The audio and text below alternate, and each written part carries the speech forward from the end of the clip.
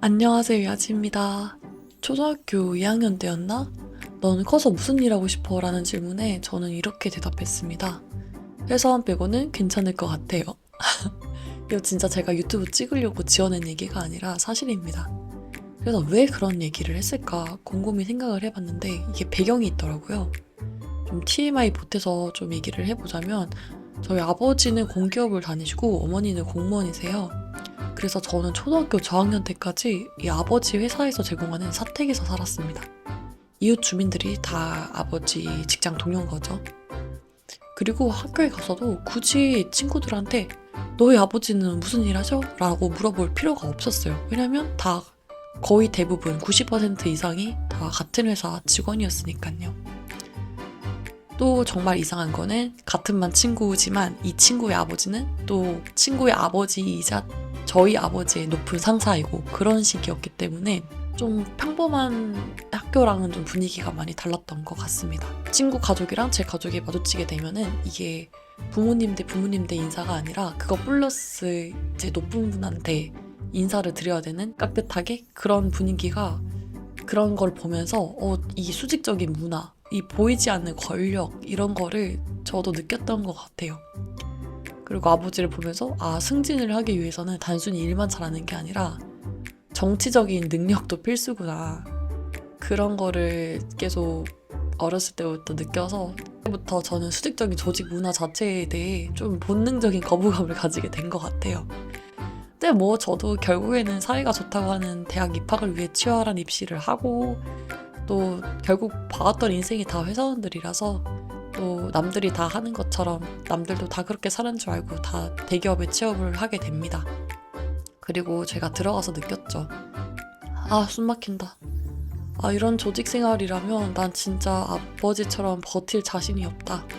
프리랜서를 하던가 사업을 하던가 그럴 수밖에 없는 제 성향을 들어가 보니까 알겠더라고요.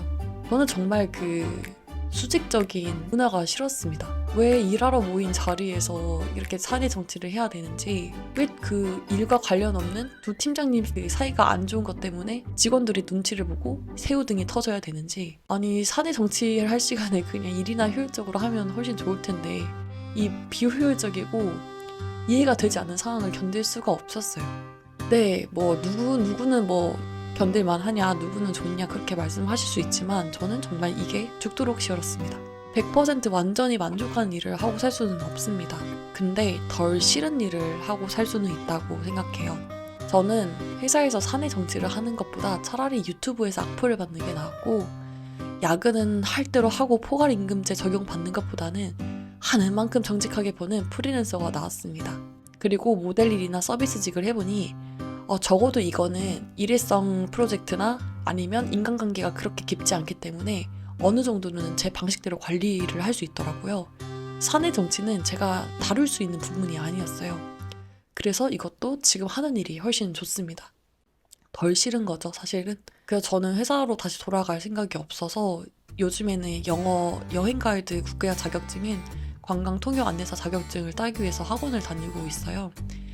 꼭 학원을 다니지 않아도 자격증을 딸 수 있긴 한데 이게 업계 특성상 이력서로 일자리를 구하는 시스템이 아니라 이제 소개로 일자리가 들어오는 그런 시스템이라서 이 인맥과 동기들이 굉장히 중요해요.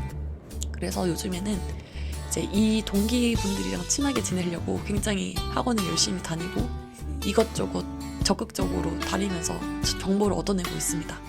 근데 제가 여기서 만나게 된 사람들이 정말 재밌어요. 왜냐면 외국인부터 그리고 나이는 20대부터 60대, 70대까지 정말 나이도 국적도 성별도 배경도 다 제각각인데 다 같은 목표를 향해서 새로운 시작을 하는 사람들이잖아요.